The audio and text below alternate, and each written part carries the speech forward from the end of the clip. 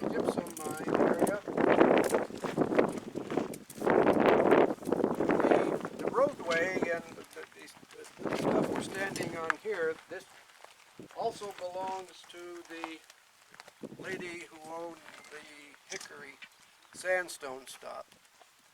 But we have been asked to not climb up onto these berms on either side of the road because the mine proper is on the other side and you would end up disappearing over the top and we'd just leave you and go home.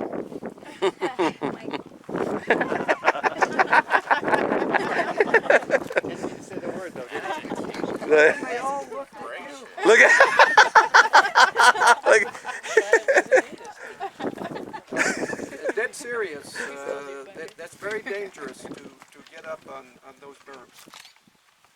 Okay. We're going to be looking for gypsum and chert in this locality. When you start looking at the rock materials, keep in mind that scorpions exist here. Okay. Scorpions are known here. Black widow spiders. Last visit we were here, we saw a black widow.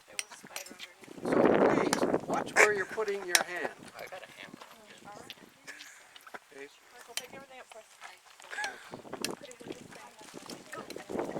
Okay. Now, the gypsum is a calcium sulfate with water. Calcium sulfate with water included. If you take the water away, then the mineral name is anhydrite. But gypsum is what you're going to be looking for here. The mine is rather extensive and continues on. You can see the operation still going on down there. The processing plant is, you can just barely see the roof over the top there. The gypsum is used primarily for a wallboard. Feeding the construction industry. Okay. Here, there are three varieties of gypsum, two of which you will see here. One you will not see is called selenite. Yeah, Paul has a nice big chunk. You had seen it when we did our lab exercise. It was the gypsum that was clear, and that's the selenite. Much of what we find here is either going to be alabaster. Alabaster is very fine-grained gypsum. In fact, it's used for the sculpting.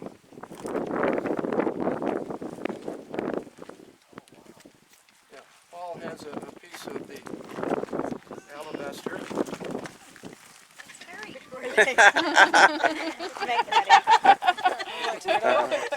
Thank you, Vanna.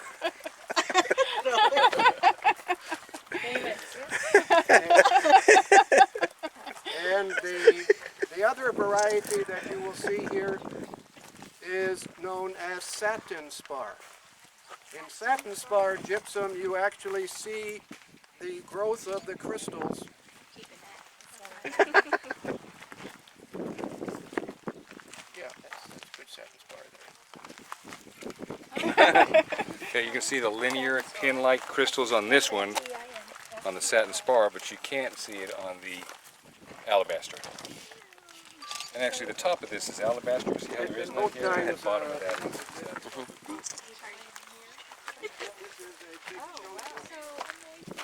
Now, we have hammers. We have hammers that we can loan. We have goggles if you didn't bring your own goggles. Yeah, and here's some of the chert that you find in here. Okay. And we'll be seeing chert in place on our third trip. Okay. Now, I want to talk a little bit about the gypsum some more, so please keep together. The gypsum is being deposited in an evaporite basin.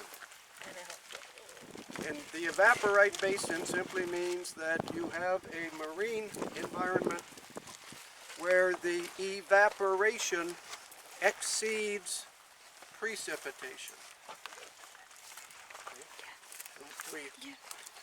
You note that what you're doing clearly when you evaporate the water, you're concentrating the salts, including things like halite, sodium and chlorine, and here you're concentrating the calcium and the sulfate. And then if there's enough water evaporated, these minerals will precipitate out at the bottom. And what you have here is a unit within the Edwards. In fact, most of everything we've been driving on is Edwards limestone. The name of this unit is the Kirchberg evaporite. K-I-R-S-C-H-B-E-R-G, Kirchberg evaporite.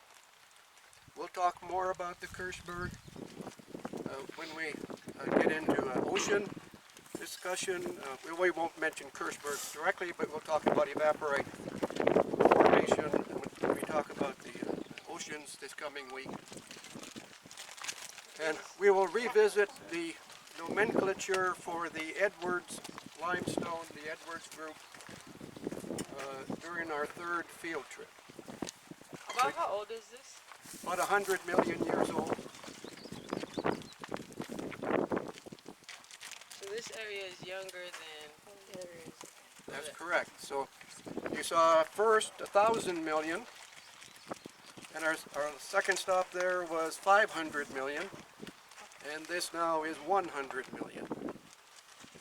This stuff, in fact all of this Edwards, is sitting on top of the Cambrian sandstone, the hickory.